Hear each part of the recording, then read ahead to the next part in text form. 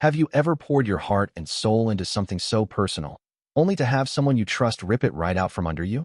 I'm talking about the kind of betrayal that stings deeper because it comes from family, someone who's supposed to have your back no matter what. That's exactly what happened when my younger sister, Mia, took the idea I'd spent months crafting for our big family reunion and passed it off as her own, leaving me humiliated in front of everyone I love, right when I thought I'd finally prove myself to them. This isn't just a story about a stolen idea. It's about the messy, heartbreaking clash of sibling rivalry, the ache of wanting to be seen, and the unexpected journey of turning pain into something beautiful. Stick with me as I unpack the raw emotions of betrayal, the memories that shaped my bond with Mia, and the surprising twist that forced me to rethink everything I thought I knew about her. I'm still figuring out how to move forward, and I need your help to decide what comes next. Let's dive into one of the most challenging, and somehow most rewarding, moments of my life. My name's Jordan, and I'm 32 now, living in a cozy little house on the outskirts of Savannah, Georgia, where the air always smells faintly of salt from the nearby marshes, and the live oaks draped in Spanish moss line the streets like silent guardians of history. This story stretches from 2018 to 2023, centered on the fallout from a family reunion in the summer of 2020 that I'd planned to be my shining moment, only to have it shattered by my sister Mia's betrayal. The emotional conflict tearing me apart is the push and pull between my deep love for Mia, who's been my best friend since we were kids, and the burning resentment I felt when she stole my vision for the reunion, making me question if I could ever trust her again. The unexpected twist came later, in 2021, when I discovered Mia hadn't just taken my idea out of spite. She was struggling with crippling self-doubt and thought mimicking me was the only way to feel worthy in our family's eyes, a revelation that flipped my anger into a confusing mix of pity and lingering hurt. This all unfolds in Savannah and the surrounding lowcountry, where the humid summers and winding rivers have been the backdrop to both my happiest memories and my deepest wounds. Growing up in Savannah, family was everything to me, especially Mia, who's just 2 years younger at 30 now, and who I always saw as my partner in crime in a household full of expectations. Our parents ran a small catering business, and we spent our childhoods in the kitchen of our old Victorian home near Forsyth Park, sneaking tastes of shrimp and grits while Mom wasn't looking, or racing through the park's open lawns under the shade of those ancient oaks, laughing until we couldn't breathe. I was the dreamer, always sketching out big ideas for family events in notebooks, while Mia was the charmer, the one who could make anyone smile with a quick joke. Back then, I never imagined a day when I'd look at her and feel anything but pride. But as I sit here now on my porch, the distant hum of cicadas filling the sticky evening air, I can't help but trace the cracks in our bond back to that reunion. The idea for the 2020 family reunion started taking shape in late 2018, during a quiet winter when Savannah's historic district was decked out in holiday lights, and I felt a growing need to bring our scattered relatives together after years of drifting apart. I'd been through a rough patch, losing a job I loved as a graphic designer due to budget cuts, struggling to freelance from my tiny home office with its view of the marsh, and I saw the reunion as my chance to shine, to show my family I could still create something meaningful. I spent months planning a low-country-themed celebration at a rented riverside pavilion near Tybee Island, envisioning a day of storytelling under string lights, a seafood boil with recipes from our grandparents, and a memory wall where everyone could pin old photos and notes, a tribute to our roots. I'd lie awake at night, the sound of crickets outside my window, picturing my aunts and uncles smiling at my effort, finally seeing me as the glue I'd always wanted to be, not just the artsy kid who couldn't keep a steady job. By mid-2019, I'd shared bits of my vision with Mia during long walks along the Savannah River, the water glinting under the summer sun as we sipped sweet tea from to-go cups, reminiscing about childhood while I bounced ideas off her. She seemed excited, nodding along as I described the memory wall, even suggesting a playlist of old Motown hits our dad loved, and I felt closer to her than ever, like we were building this together. I didn't think twice about trusting her with my plans, sketching out layouts on napkins at local diners like the Collins Quarter, never suspecting she'd turn around and claim it all as hers. Now, looking back as I sit in my quiet living room with the faint scent of jasmine drifting in, I wonder if I was too naive, too eager for her approval, to notice the subtle envy in her eyes when I talked about taking the lead. The betrayal hit me like a tidal wave in the weeks leading up to the reunion in July 2020, during a sweltering Savannah summer when the humidity made every step feel like wading through soup, and I started hearing whispers from cousins about Mia's amazing plans for the event.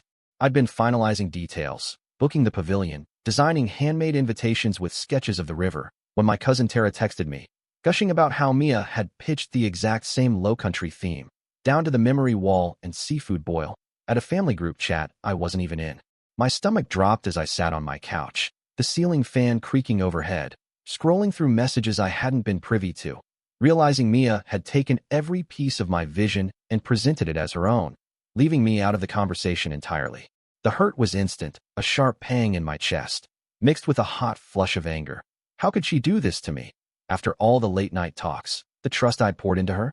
The day of the reunion was a blur of humiliation and heartbreak, set against the backdrop of the shimmering river near Tybee Island, where the salty breeze couldn't cool the fire of resentment burning in me as I watched Mia bask in everyone's praise. I'd arrived early, hoping to explain my role, only to see her directing setup. String lights hung just as I'd imagined, tables piled with shrimp and corn straight from my menu, while relatives patted her on the back, calling it Mia's masterpiece. I stood near the pavilion's edge, the wooden planks rough under my feet, feeling invisible as I clutched the invitations I'd made, now useless in my hands, my throat tight with unshed tears. Every laugh from my family felt like a jab, a reminder that I'd been erased from my own creation, and as the sun dipped low, painting the marsh golden, I couldn't shake the image of Mia's smug smile, wondering if she'd even thought about how this would crush me. The emotional fallout lingered through the rest of 2020, as Savannah slipped into a quieter fall, the azaleas fading and the tourist crowds thinning, mirroring the emptiness I felt every time I passed places tied to Mia, like the bench near Bonaventure Cemetery where we'd shared secrets as teens. I pulled back from family events, unable to face her without that sting of betrayal resurfacing, spending long evenings alone on my porch, sketching aimlessly while cicadas sang, questioning if I'd overreacted or if I had every right to feel this hurt. I'd drive out to Skidaway Island State Park on weekends, walking the sandy trails under towering pines, trying to sort through the mess of love and anger in my heart, wondering if Mia had always been this selfish, or if I'd missed signs of her needing to outshine me to feel whole. The city's historic charm, cobblestone streets, old squares, felt hollow, a backdrop to my isolation as I grappled with losing not just my idea, but the sister I thought I knew. By early 2021, the pain hadn't dulled, though I tried to channel it into my freelance work, taking on more design projects to distract myself, though every quiet moment in my home office brought memories of planning that reunion, now tainted by Mia's actions. I'd stare out at the marsh beyond my window, the water still and gray under winter clouds, replaying the moment I realized she'd stolen my idea, wondering if I'd been too trusting, or if I should have confronted her before the event instead of letting it fester. I avoided family calls, letting voicemails from my mom pile up, unable to explain why I was so distant without dragging Mia into it, though the guilt of shutting everyone out gnawed at me. Savannah's rainy season matched my mood, each storm a reminder of the rift between us, leaving me to question if I'd ever feel that sibling closeness again, or if this betrayal had broken something permanent. The unexpected twist came in the spring of 2021, on a muggy April afternoon when Savannah's flowers were blooming in bursts of pink and white, and a mutual friend, Lila, dropped a bombshell over coffee at a little shop on Broughton Street, the smell of espresso grounding me as my world tilted. Lila, who'd always been close to Mia, hesitantly shared that my sister hadn't taken my idea out of malice. She'd been drowning in self-doubt after a string of personal failures, including a failed business venture, and felt so inadequate compared to me that she thought copying my plan was the only way to gain our family's approval. Sitting there, the chatter of the cafe fading into a dull hum, I felt a storm of emotions. Shock that her betrayal stemmed from insecurity, lingering anger that she hadn't just talked to me, and a reluctant empathy for the pain she must have been hiding, leaving me more torn than ever about how to feel. Reeling from this revelation, I spent the rest of 2021 wrestling with what it meant, walking Savannah's historic squares late at night, the gas lamps casting long shadows as I tried to unpack years of resentment against this new glimpse into Mia's headspace. I didn't reach out, too raw, too unsure, but I started journaling my thoughts, scribbling under the dim light of my desk lamp, wondering if I'd been too quick to villainize her, or if her reasons even mattered when the hurt still lingered. I drive out to Wormslow Historic Site, the iconic oak-lined avenue a quiet escape, questioning if I'd ignored signs of her struggles, or if I'd been too wrapped up in my own need for recognition to notice hers. Savannah's slow, sultry rhythm, street musicians, riverfront strolls, felt like a nudge to reconsider, though every memory of that reunion kept me from making the first move. The emotional weight of processing this carried into 2022, as I tried to focus on my own growth, taking on bigger design clients and joining a local art collective, though the unresolved tension with Mia hovered like a storm cloud over Savannah's sunny days. I'd spend hours at local galleries, surrounded by vibrant low-country landscapes, wondering if I'd let this hurt define our relationship too long, or if I'd reclaimed enough by building my own successes. I started avoiding family-heavy spots, like the annual picnic at Oatland Island, unable to face the possibility of seeing Mia without knowing what to say, though the guilt of dodging my roots ate at me. The city's vibrant spring, dogwoods blooming, festivals returning, pushed me to think about rebuilding, though I wasn't sure if that meant confronting Mia or just letting the past fade. By mid-2022, I decided to take control in a way I hadn't before, channeling my lingering pain into a new idea. A smaller, personal gathering for just a few close family members in the fall, a chance to create something undeniably mine, set against Savannah's golden autumn light. I planned a backyard event at my house, transforming my small patch of yard near the marsh into a cozy haven with lanterns, a fire pit, and a simple menu of gumbo and cornbread, inspired by our childhood, but with my own twist. I spent weeks preparing, stringing lights through the trees, crafting a playlist of acoustic songs, and even building a small photo display of just my favorite memories, ones Mia wasn't tied to, determined to prove I could outshine the hurt. As the day approached, the scent of marsh grass mixing with wood smoke, I felt a flicker of pride, though a quiet part of me still ached for Mia to see it, to understand what she'd taken from me. The gathering in October 2022 was a quiet triumph, with a handful of cousins and my parents showing up, their laughter under the lantern glow a balm to the wounds of 2 years prior, though the absence of Mia cast a subtle shadow over the night. I watched my dad nod approvingly at the setup, a rare gesture from a man of few words, and felt a swell of validation as my mom hugged me tight, whispering how proud she was, the marsh crickets chirping in the background like a chorus to my small victory. But as I cleaned up after, stacking chairs under the dimming lights, I couldn't shake the hollow spot where Mia should have been, wondering if she'd heard about it, if she felt the same regret I did for how far we'd drifted. Savannah's cool fall breeze felt like a whisper, urging me to decide if this was enough, or if true healing meant facing her. Reflecting on the journey through late 2022 and into 2023, I spent a lot of time on my porch, watching the sun dip below the marsh horizon, thinking about how far I'd come since that stolen reunion, and how much further I still had to go with Mia. I'd recall the early days of planning, so full of hope, now warped by the memory of her betrayal, wondering if I'd been too focused on my own need to shine to see her insecurities. I thought about Lila's words, a revelation now softened by time, questioning if Mia still felt unworthy, or if she'd moved on while I stayed stuck in this hurt. I'd walk through Forsyth Park on quiet mornings, the fountain's trickle grounding me, asking myself if I'd overreacted to her actions, or if I'd ignored the cost of holding onto this grudge.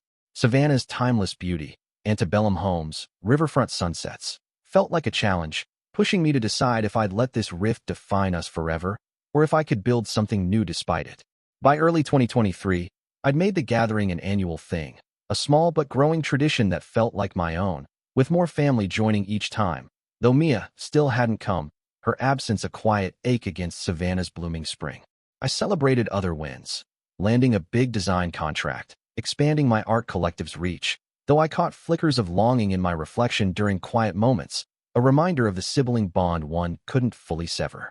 I started volunteering at a local community kitchen, helping with events much like my family's old catering gigs, the act a bridge to my past, though every shared meal made me think of Mia, wondering if she'd grown into a stranger, or if a piece of our closeness lingered. Savannah's creative pulse, art walks, jazz nights, kept me moving forward, though the full picture of our story felt like a design I couldn't finalize. The emotional toll of navigating this fractured bond didn't fade easily. Even as I pushed ahead, each memory of Mia's betrayal a reminder of how fragile trust can be. I'd spend hours sketching in my home office, the marsh a still canvas outside, wondering if I'd let this pain shape me too long, or if I'd reclaimed enough by crafting my own events. I started avoiding certain family haunts, like the old diner on Abercorn Street where we'd had sibling breakfasts, unable to face those ghosts without feeling that sting of loss. I'd wander through Savannah's historic district on quiet evenings, past the mansions and hidden gardens, asking myself if I'd been too quick to shut her out completely, or if that distance was the only way I'd survive the hurt. Reflecting on my past became a near-constant loop in mid-2023, especially on humid nights when I'd sit by the marsh, watching fireflies dance, thinking about the sister I'd once had. I'd recall the time Mia and I snuck out to a Tybee Island bonfire as teens, her daring grin a memory now shadowed by the image of her taking credit at the reunion. I thought about her childhood pranks, now warped by years of silence, wondering if she'd been told I was over it, or if she secretly missed me too.